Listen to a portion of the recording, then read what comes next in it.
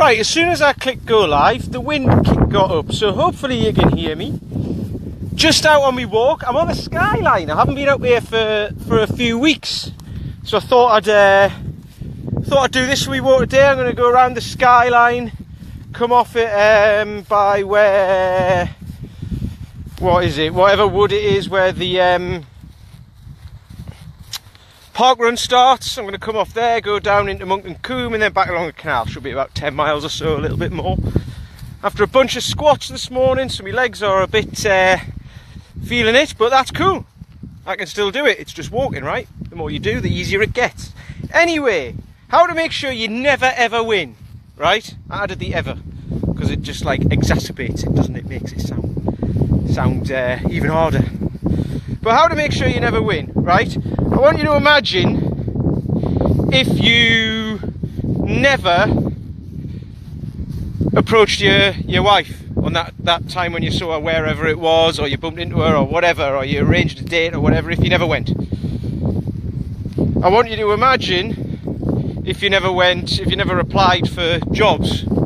I want you to imagine if you didn't go to that first day at school and then you never went. You might not have done, but you know, the guys who I train and talk to usually know their shit. Now, imagine that. You would never, you know, where would you be now? You wouldn't be with your missus. You probably wouldn't have any kids. You wouldn't, well, you never know. But you probably wouldn't have any kids. You wouldn't have a job. You would be uneducated. It's not the best start, is it? You know, you might have had a good time bumming off and, you know, going round shagging lots of birds and all that sort of stuff. That is very politically incorrect of me to say that. I realise that, but you know, that's how blokes talk sometimes, isn't it? So, yeah, imagine if you never did any of that. You know, your life would be very different, wouldn't it? So, why can't you step up and get fitter, stronger and healthier? This is what, it doesn't confuse me, because I get it, because I didn't for ages. But if you think about it, the first time you went out with your missus, you probably, you know, you were probably feeling a bit nervous and all that. And if you say you weren't, it's a lie. Because, you know, you can be the bloke, oh no, yeah, I'm great, mate, yeah, great with lasses, me and all that, they absolutely love it. You're still nervous. If it's someone who you really, really sort of like, you're really, really attracted to, you really want to impress, it's nervous, it's nerves, okay? So imagine on those first few dates, if you let the nerves get the better of you and you didn't go, okay? You know, if you've got kids, which you probably wouldn't have had if you didn't approach your now wife, she might have approached you anyway, still nerves. So if you've got kids, you'll be nervous about that as well, right? There's not a lot you can do about that. They're coming, they're on the way, that's it. It's nerve-wracking though, right? You know, you feel apprehensive. Am I going to be a good dad? Am I going to be able to look after them? Like, it's, you know, am I going to be mature enough? I bet you that's a big one. I know it is with me. That's one of the reasons why I haven't got kids yet. I say yet. I might never have. But all the way through my adult life, I thought I'm not mature enough. Why would I want to have a kid? Because I can only just about look after myself. That's changed a lot though over the last few years. But you know, this is one of the things that stops us. So I get it. Imagine if that first day at school. It's nerve-wracking, right? You know, it's scary and exciting. There's going to be a bunch of kids there who you don't know. You know, you've spent your whole life with your mum and dad and a few little friends here and there, but that's it. So, you know, it's just gone through that time now. There's a few people who we've got come down to BKS who kids have just started school. So, you know, and they'll be saying, you know, it's fine, just get in there, it'll be exciting. And then once kids are in there, they love it, don't they? And they come back and they've got a great... like loads to tell you because it's been so exciting and they might have been nervous to start off with, right? Now, if you're kind of saying to your kids, you know, it'll be all right. You've just got to go. It'll be exciting. Just do it. It's that first step, right? If you're saying that to them, but then you're not doing it in your own life, why would they listen to you?